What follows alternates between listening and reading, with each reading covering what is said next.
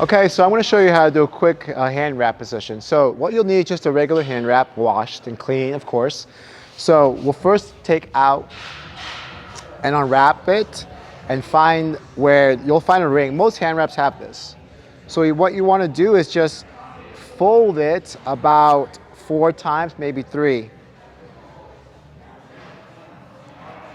And so then you'll get a nice little padding here, as you can tell. Now, the side that doesn't have the strap, this side is being pinned down by your thumb and it goes around your knuckles. Once you're here, then you're going to tighten it up by going over your knuckles and under your knuckles, like so.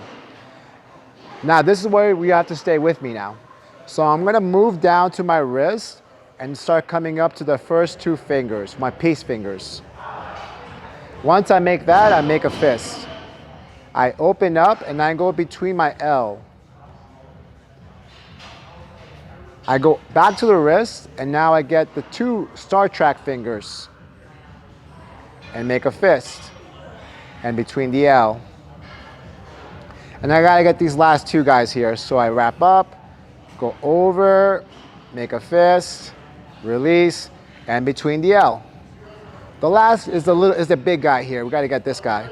So watch what happens. I go over my thumb and I go all the way to my wrist.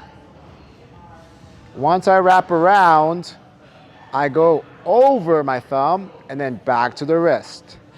So I have a nice over and under on my thumb. We're almost done. So I'm gonna wrap around my wrist, maybe 1 or twice. And the extra cloth really depends on you. You can either X up and X down again, or you can just finish up at the wrist. The last part to this is just making sure you have a nice bar. So now it's pretty much good to go, almost finished. So as you can tell, what I'm gonna do is just start opening this cloth, making some space for my palm, and this becomes your bar.